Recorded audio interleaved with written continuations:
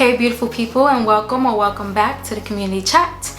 And today I'm going to talk about the big difference between venting and complaining, or complaining and venting. Now I know there's plenty of situations in life that calls for a release, a chance to blow off some steam. There's plenty of people and situations that make you want to pull out your hair.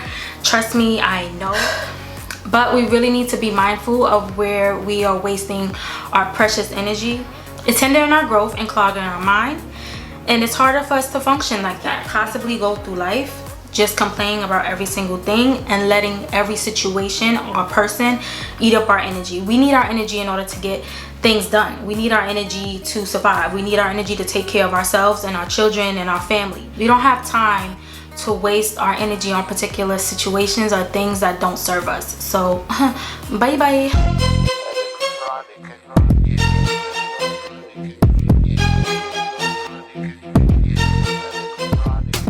So the first thing that I'm going to do, just so that we can have a clear definition, is define the word complain.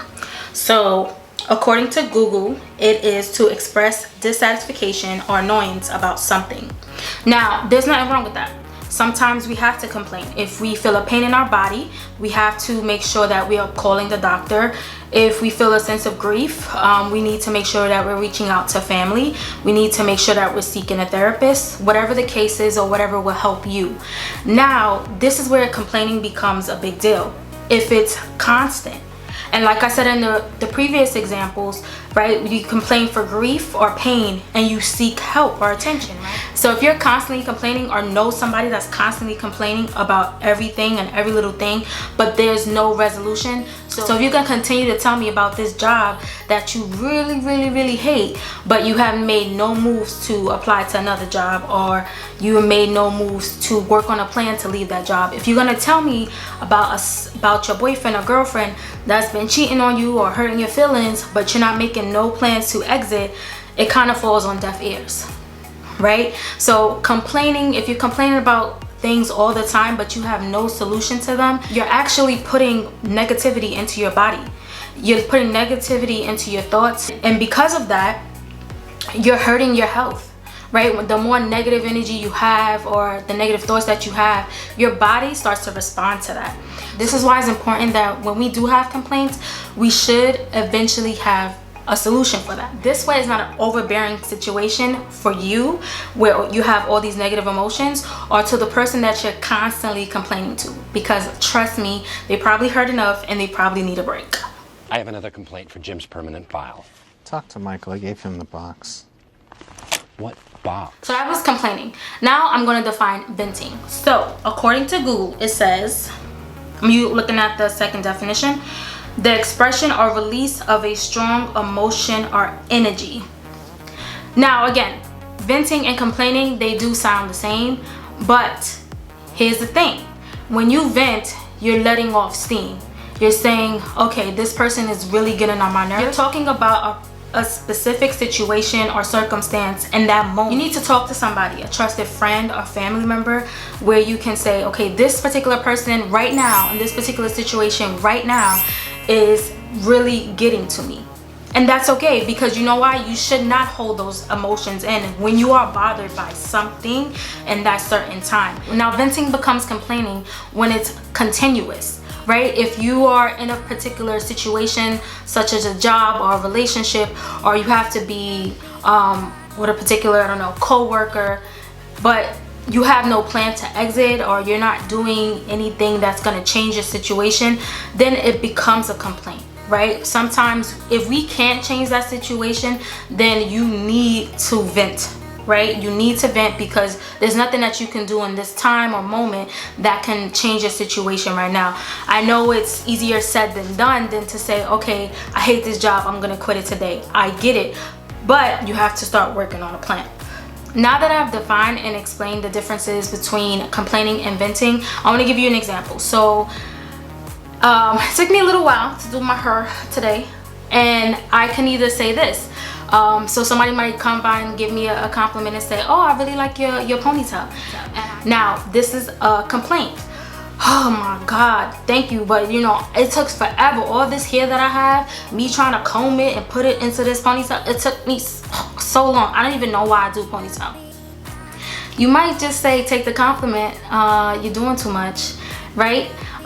You understand, I chose to put my hair in a ponytail. If I know that it's a lot of work, then why do it? It's an event, so I might get that compliment again and say, oh, I like your hair. Yeah, girl, thank you. Just all this thick hair took some time, but hey, I did it.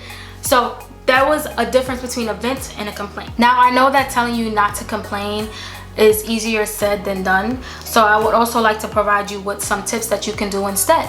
So number one, something that you can do is listen to music, calming music. Sometimes I'll listen to hype music, just something to ease my mind where I don't have to worry and I'll focus on other things after I may get a vent or two out. Number two, release some endorphins, and the way you release some endorphins is by dancing, exercising, anything physical. So you choose. Number three, pray, breathe, meditate, breathe, take deep breaths, make sure that you're okay. Be present, be centered. You can either allow that situation to fester in you and really eat you up, or you can stop in that moment and take deep breaths, right? If you know that there's no plan to change right now, you need to breathe, you need to pray, you need to meditate, you need to be grounded. Number four, now again, this situation or circumstance that you can't leave right now or right away, something that you can do is self-care, right? So that can mean a nice long bath, hot shower, just to clear your mind and ease and really focus on yourself and focus on building yourself and making sure that you feel good. Number five, now I kept saying this, but I really mean it. Work on a game plan. If the situation doesn't call for immediate exit, you need to start planning, right? It doesn't make sense to complain every day about that job, or complain every day about that person, or complain every day about that spouse if you don't have a plan to exit. Because at the end of the day, you either have to accept it, or you're just going to continue to surround yourself with this negative energy and hurt your health. And that should be the most important thing for you to want to leave that situation or change the situation.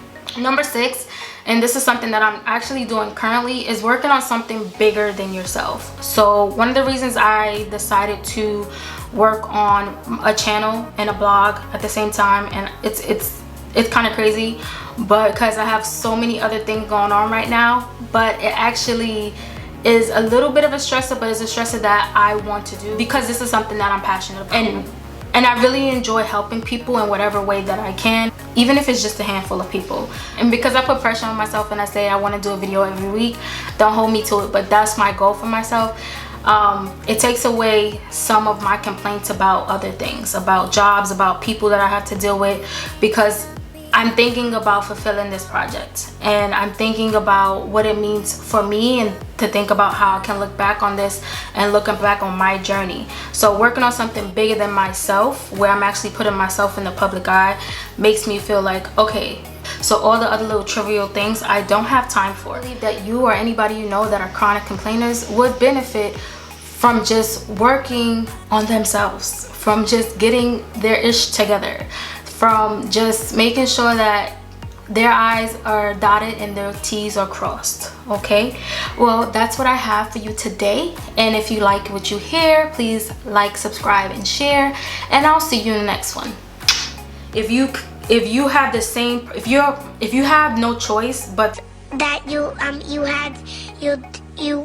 could do